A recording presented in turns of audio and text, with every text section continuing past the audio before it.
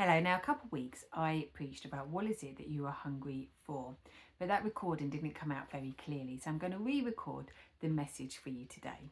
But before I get into what is it you're hungry for, normally if you're on a diet, you tend to be hungry. So I want to share with you some diets that I found that people have actually done.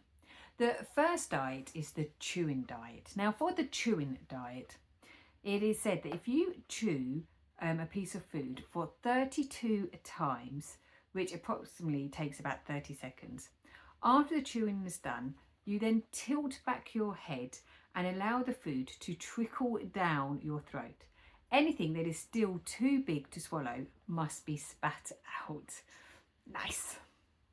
The desire to eat things likely diminishes after a period on this diet, so it works in the fact that you eat less food. Don't think I'll be trying that one. Another diet is the tapeworm diet. It sounds that bad, doesn't it? The tapeworm diet. And it says here, if you eat for two and aren't pregnant, then maybe it's time to get a second mouth in your belly. A tapeworm can surely help eat all that excess food.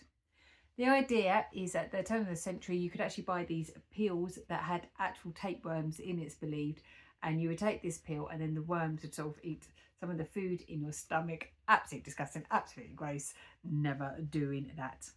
Now, one of the diets on here that I could get my head round and I'm very tempted to try is the sleeping diet, because the idea is that if you're sleeping, you're not eating.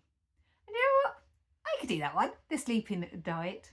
Now, there are loads of crazy diets out in this world, and it's not diet that I want to be talking to you about today. As I said, I want to ask, what is it you are hungry for? Julia Roberts, in her film Notting Hill, she plays this character, and in one of the scenes, they're sort of at this dinner party and they're playing for who's got the worst life can get the last brownie. So they all go around the table and they sort of say their woes, and it gets to Julia Roberts' character, and she says, I've been on a diet since I was 19, which basically means I've been hungry for a decade, because hunger is not nice, is it?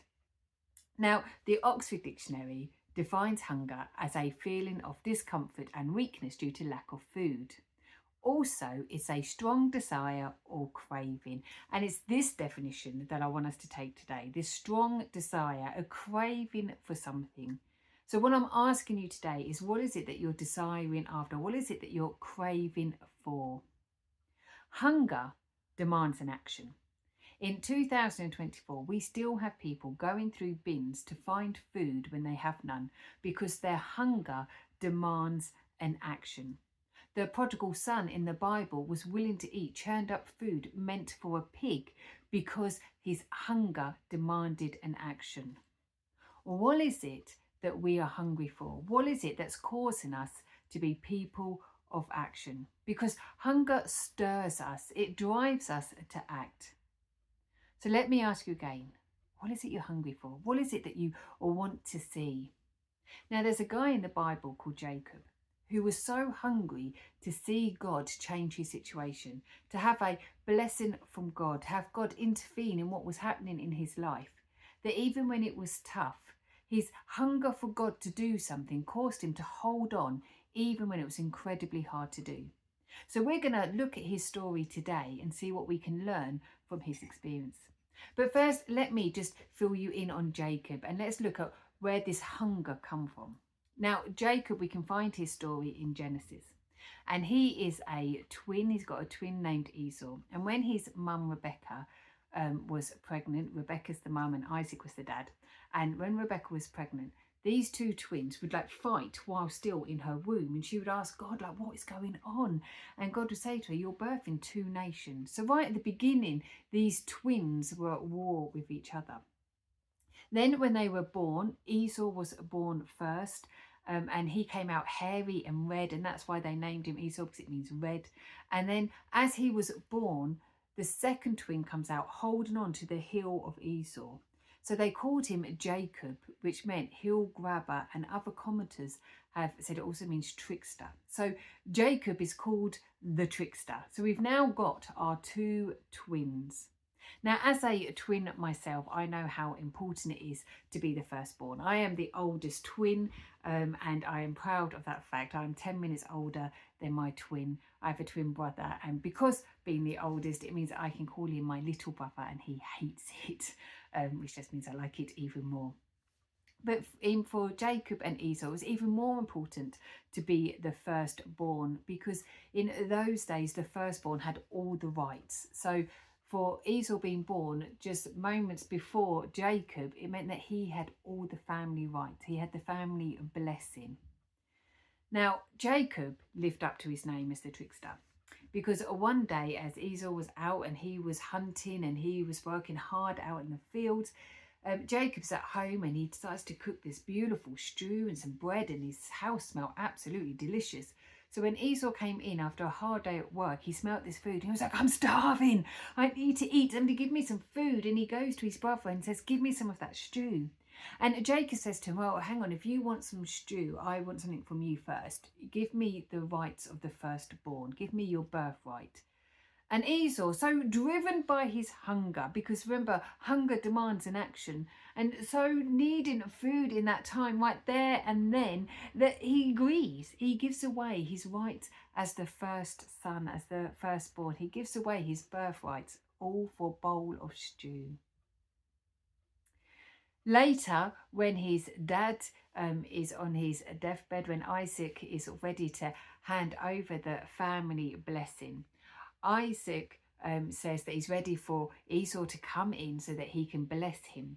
And then Rebecca, the mum, and Jacob, they trick Isaac into thinking that Jacob is Esau. So Isaac, who at this point is so old and frail and can't see properly, thinks that Jacob is his eldest son and gives him the family blessing.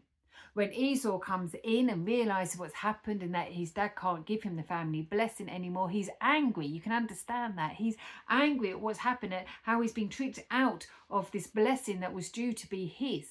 And he declares then that he's going to kill Jacob. So Jacob runs to his uncle's house and he stays with his uncle for many years. He builds up his own life. He marries his uncle's daughters, which is a story in itself. Have a read if you don't know it. But he marries his uncle's daughters. He grows his own sort of wealth, and he does well while he's there. And then 20 years pass, and then God says to Jacob, it's time to go home. Now, last time Jacob was at home, his brother declared he was going to kill him. And for all he knows, that's still the case. So to go home wasn't an easy task. It wasn't something that he was desiring or hungry for. And now God was telling him, it's time to go home. So Jacob is in this place of fear and distress. His past actions are now catching up with him, and there's nothing he can do about it. He's got to go and face it. So he decides that he's going to send word home first, and he sends word home that I'm coming back. The message that he gets back, the message that comes back to Jacob, is that Esau is coming out to him with 400 men. So of course now Jacob, who was already apprehensive about going home and what that might mean, is now gripped in this fear that his brother is coming with 400 men. Surely that can't be a good thing. So he divides his family, his wealth into two camps, because he has this theory that if Esau gets there and he destroys one camp, the other camp can still escape. Jacob is in distress. He's in a place of fear, a place of unknown. He decides he's got to go. He's got to run again. He is restless and he can't sleep, so he decides that he's going to send his family over to the other side of the stream to get them that little bit further away, but he stays the original side of the stream. And whilst there, the Bible tells us that a man comes and wrestles him. What is going on? Our boy is desperate. He desires, he craves, he's hungry for God to do something, for his situation to change. And this is where we're going to pick up the story. So we're going to read it in Genesis 32, starting at verse 22. So that's Genesis 32, starting at verse 22. That night Jacob got up and took his 2 wives and his 2 female servants and his 11 sons and crossed the ford of Jabdoc. After he had sent them across the stream, he sent over all his possessions, so Jacob was left alone, and a man wrestled with him until daybreak. When the man saw that he could not overpower him, when the man saw he could not overpower him, he touched the sockets of Jacob's hip, so his hip was wrenched as he wrestled with the man. Then the man said, "Let me go, for it is daybreak." But Jacob replied, "I will not let you go unless you bless me." The man asked, "What is your name?" Jacob, he answered. Then the man said, "Your name will no longer be Jacob, but Israel, because you have struggled with God and with human and have overcome." Jacob said, "Please tell me your name." But he replied, "Why ask my name?" Then he blessed him there. So Jacob called the place Peniel, saying, "It is because I saw God's face to face, and yet my life was spared." So I want you to imagine the scene with me. Jacob is already tired. He's already in a place of fear. He's already worried. And whilst alone, this man comes and wrestles him. They are wrestling all night. Then the wrestler knocks Jacob's hip out of its socket. And there would have been physical pain in that, and tells him to let go. But Jacob, despite being tired, despite the pain his body would have been in, despite the fact that the easiest thing to do would have been to let go, he held on. He didn't give up. He kept going. Now, mentally imagine where Jacob was. He was bearing the guilt that this was all his fault. It's his past actions that now brought them to this place where he was under threat for his life and his family's life because of his past actions. So there would have been guilt that he would have bared in this time. The fear of what was to come. I'm sure there were voices in his head telling him that he's not good enough, that he's failed, that this is all his own fault, that he deserves what's coming to him. He would have the feeling of being trapped and that there was no escape. And then he finds himself in a wrestling match, already weak, already the underdog. But there was something about this battle. He recognised that God was in this, that God had turned up in the situation. And his hunger, his desire for something to break, for his situation to change, caused him to hold on. Despite the guilt, despite the fear, despite the voices, despite the feeling of being trapped, his hunger demanded an action and he kept going. He held on. Now, some of us listening to this message today, we've allowed the fight to take away our appetite. We give up before we see the breakthrough. We conclude that the time isn't right, or it's just not right for us, that it's too hard, that we're not good enough. We tell ourselves that we just can't do it, and we stop craving for things to change. We stop seeking God in situations because we're like, do you know what? It is what it is. We've lost our appetite. We're just accepting things as they are. But Jacob, he didn't lose his appetite. He held on despite the emotional heaviness he carried, despite the physical pain he would have been in, despite the tiredness, he held on. Jacob didn't give up, and as a result, we read that his name was changed to Israel. It says, "Then the man said, your name will no longer be Jacob, but Israel, because you struggled with God and with humans and have overcome." His name once meant trickster, and now his name has changed to Israel. The nation was then named after him. And we get the Israelites, God's chosen people. He became one of the fathers of God's chosen people. He started off as the trickster, and now he's the father of God's people. Pretty awesome what God can do when we hold on. Jacob held on and discovered the truth that is written in Ephesians 3 verse 20, where it says, "Now to him who is able to do immeasurably more than we ask or imagine, according to his power that works within us." Let me read that again. Now to him who is able to do immeasurably more than all we ask or imagine, according to his power that works within us. We serve the same God today. The same God that did an incredible thing in Jacob, that changed who Jacob was, that took him from being the trickster to being the father of God's nation. He does the same for us. He can turn our situations around. He can restore us and do more in us than we dare to imagine or dream if we keep hungering after him, if we keep craving and desiring to see God and therefore seeking him and holding on even when it's tough, holding on even when we feel we're in the battle, that we hold on, that we hunger for God so that we can see the change come. It happened for Jacob. It can happen for us because we serve the same God. If we carry on reading the story of Jacob into chapter 33 of Genesis, we can read what happened when Esau and Jacob do meet. So we're going to pick it up in Genesis 33 verses 1 to 4, where it says, Jacob looked up and there was Esau, coming with his 400 men. So he divided the children among Leah and Rachel and the 2 female servants. He put the female servants and their children in front, Leah and her children next, and Rachel and Joseph in the rear. He himself went on ahead and bowed down to the ground 7 times as he approached his brother.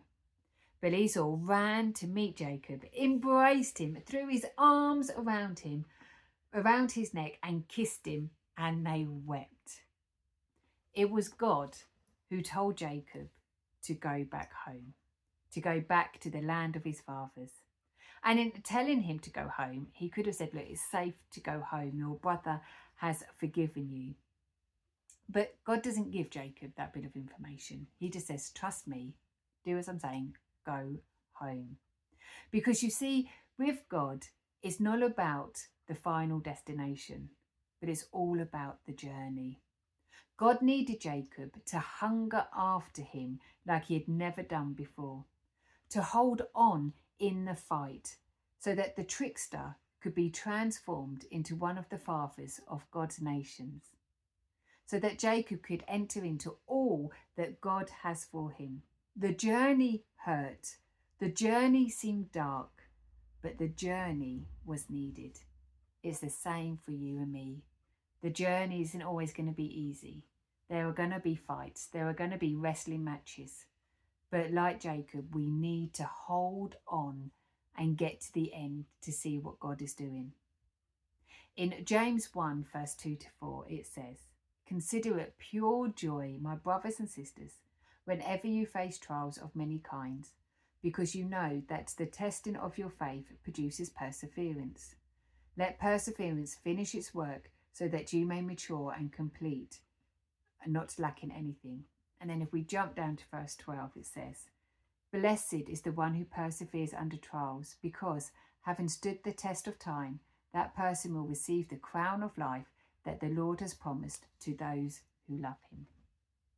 Jacob was hungry for God. How hungry are we to see God move? Let's look then quickly at what we can learn from Jacob, from his hunger, so that when the fight comes, we don't lose our appetite, but in fact we hold on tighter and desire more of God to see the breakthrough. So the first thing we learn from Jacob is that he knew the promises God had made. He knew the promises of God in his life. When Jacob left his family home,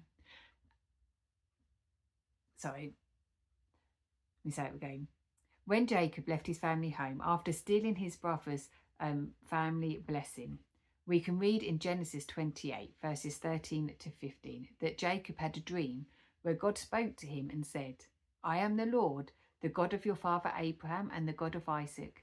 I will give you and your descendants the land on which you are lying. Your descendants will be like the dust of the earth, and you will spread out to the west and to the east, to the north and to the south.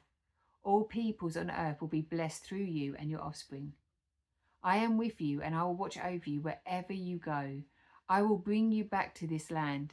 I will not leave you until I have done what I have promised you. God promised Jacob's granddad, Abraham, that he would have descendants too numerous to count. And now it's like God is passing that baton on to Jacob, telling him that he will fulfill the promises that he has made. Jacob didn't have all the answers, but he knew God's promises, so he held on. In Genesis 32, when Jacob hears that his brother is coming with 400 men and fear grips him, he calls out to God, and as he's praying, he recalls what God has said.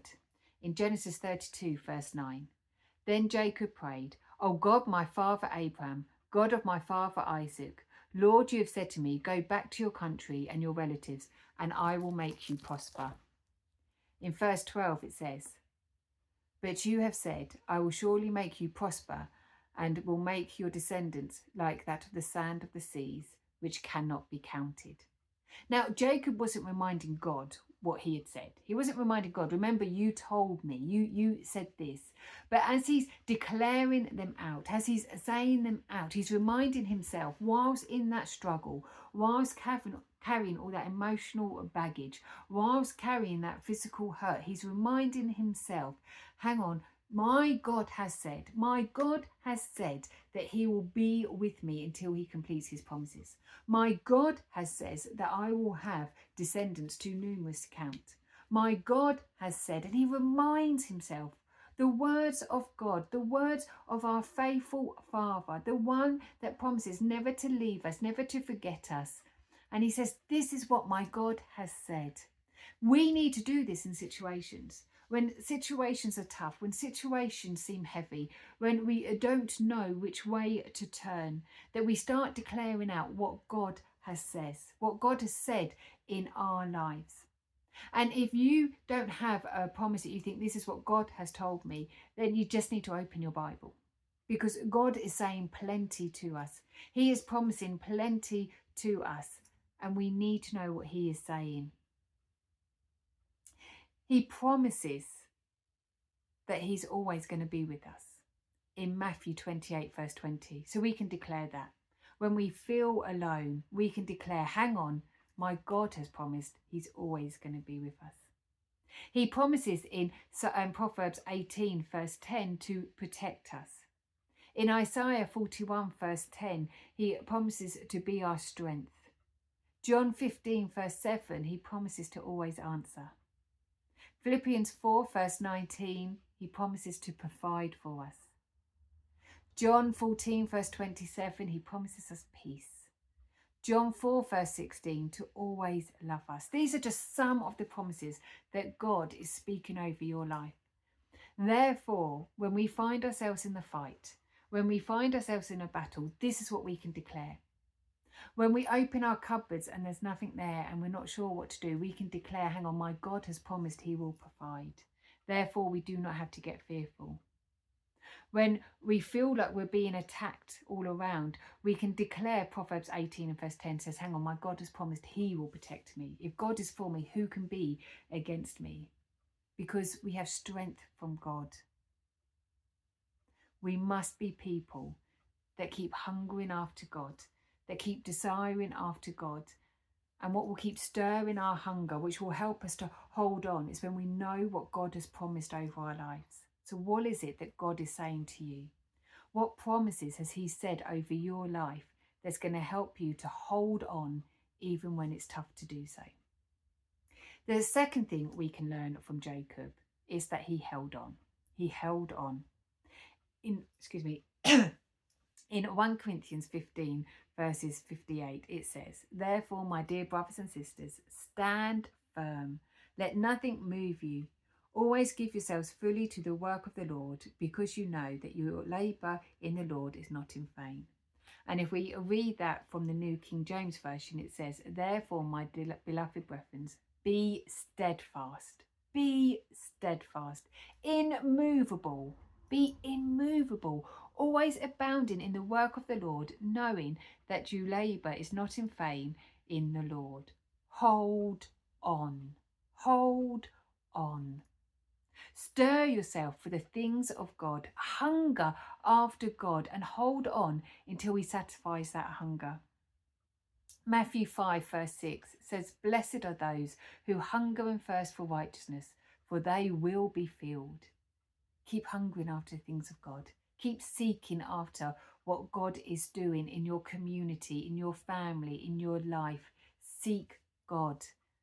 Take time out to hear God, know what God is saying, and hold on. What is it that you are hungry for?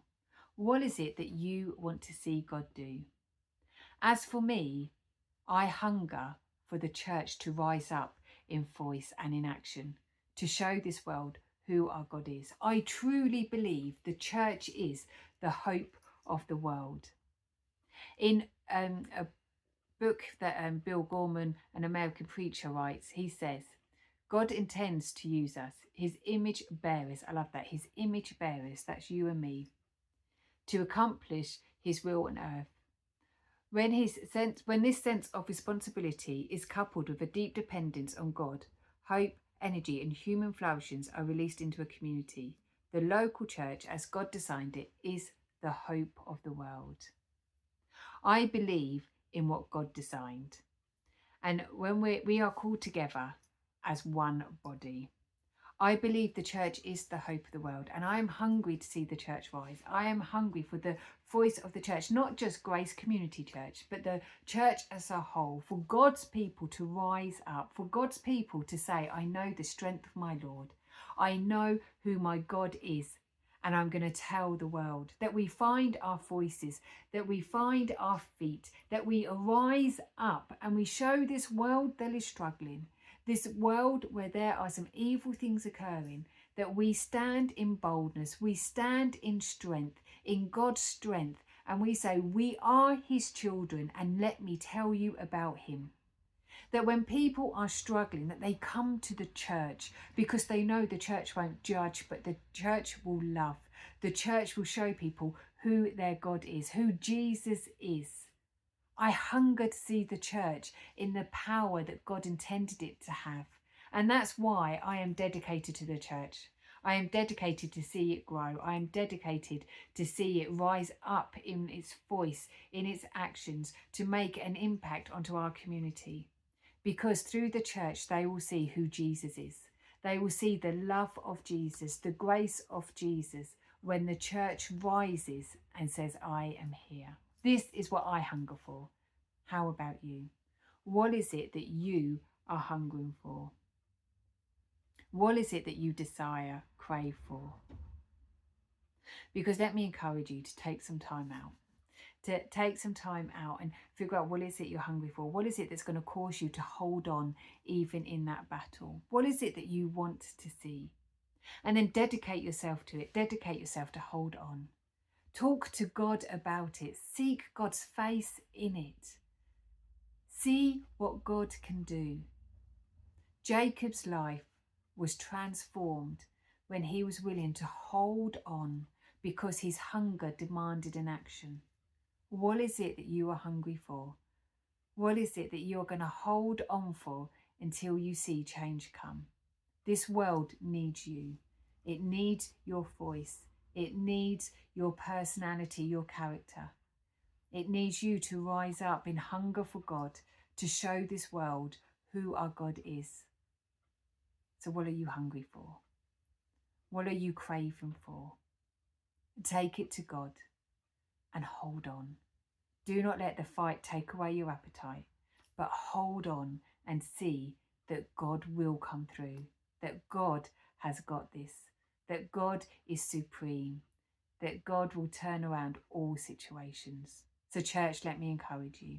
Hunger for the things of God and hold on.